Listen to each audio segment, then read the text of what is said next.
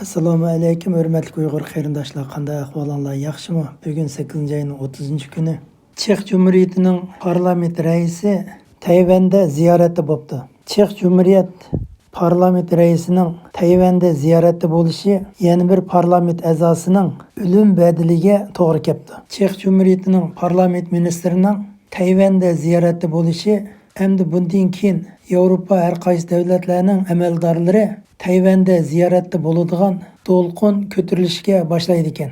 Chex Cumhuriyat parlament ministri Vidich Efendi o'zining ziyorat umidi bilan Tayvanga yetib keldi.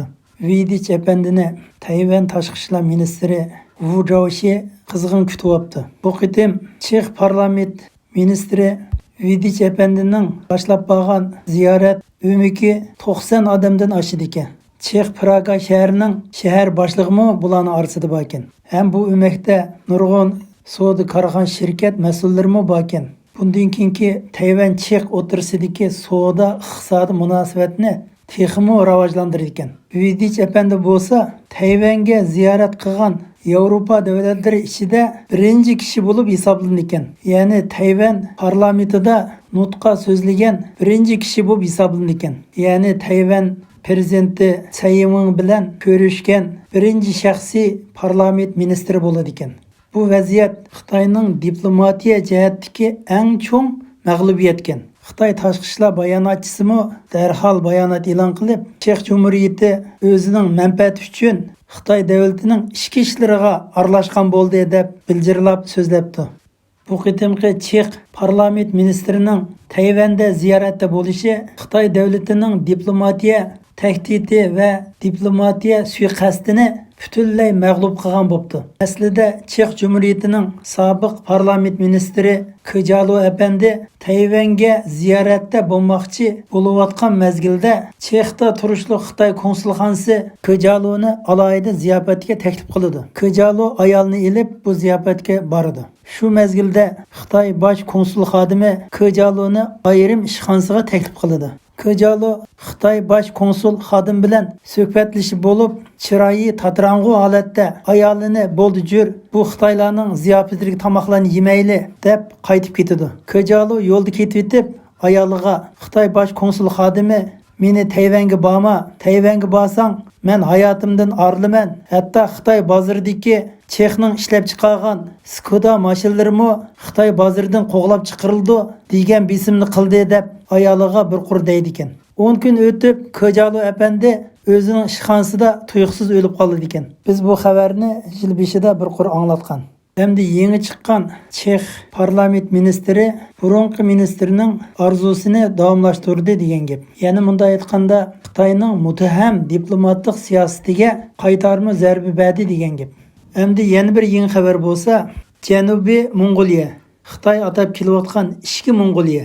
Xitoy hukumatı ishki Mongoliyada Mongol millatini yo'qotish, Mongol millati ustida irqiy qirg'inchilikni boshlab etibdi.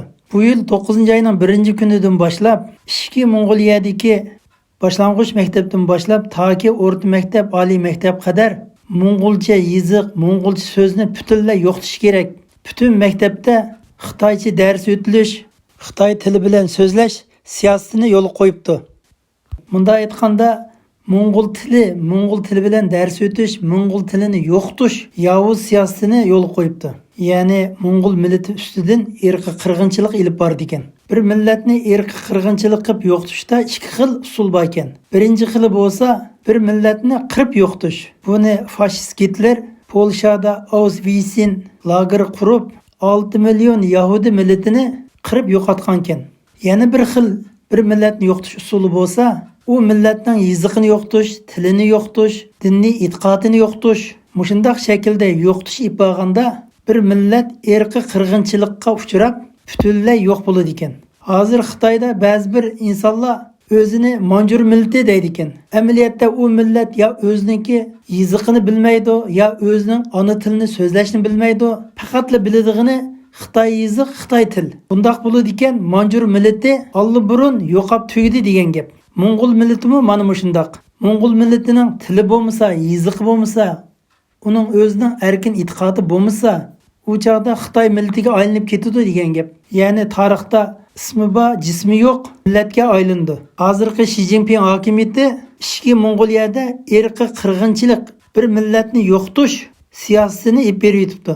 Xitoy hokimiyatining o'ylaydig'ini tajovuz qilib besib olgan ziminlardagi millatlar yo'qolsa, uning hokimiyatiningki mustahkam turish uchun foydaliqmish.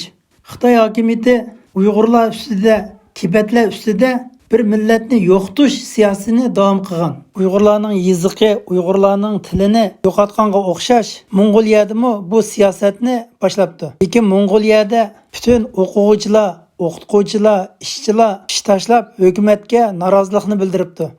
Ishki Mong'oliyaning Xuxuxot shahrida nurg'unlagan xalqlar ko'chaga chiqib, hukumat binosi oldida, ma'rif idorasi oldida Mong'ol tilini, Mong'ol yiziqini saqlashda norozilik namoyishini qildi.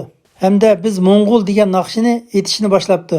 Mushundaq norozilik qilish orqali o'zining huquqini talab qildi. Ba'zi bir Mong'ol til maktablarini saqchi harbiy qismlar qo'rishyapti. Hozir ishki Mong'oliyada hukumatga qarshi namoyishlar bag'ansiri kuchayib yetibdi. Xi Jinping hokimiyati bo'lsa, sepi o'zidan fashizmlik hokimiyat. Fashizmning aloyidligi bo'lsa, irqiy kamsitish ib berish, irqiy qirg'inchilik qilish. Xuddi fashist Hitler 6 milliondan ortiq Yahudi millatini qirib yo'qotganga o'xshash. Xi Jinping mo hozir o'zidan boshqa har qanday millatlarni qirib yo'qotish harakatiga o'tdi.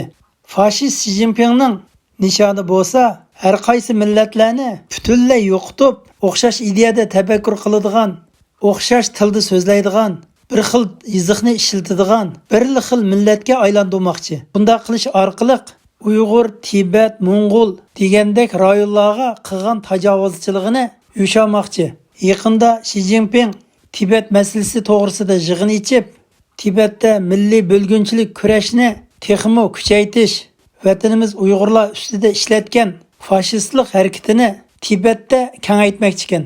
Tibetdami keng ko'lamlik lagerlarni yasab, Tibet xalqi ustidami irqiy qirg'inchilik siyosatini ilib boradi ekan. Xitoyning vatanimizdagi Uyg'urlar ustidan ilib berayotgan irqiy qirg'inchilik harakati ustida hozir Amerika davlati Xitoy hukumatiga qarta irqiy qirg'inchilik qildi degan xarakterni bekitish oldida turib yetibdi. Xitoy fashist hokimiyati tunugun Uyg'urlar, Tibetlar ustida qirg'inchilik ilib borgan bo'lsa, bugun Mong'ol xalqi ustida irqiy qirg'inchilik ilib bordi ekan. Atiga navbat kelganda Xitoyning o'zining ustidan qirg'inchilik ilib bordi ekan.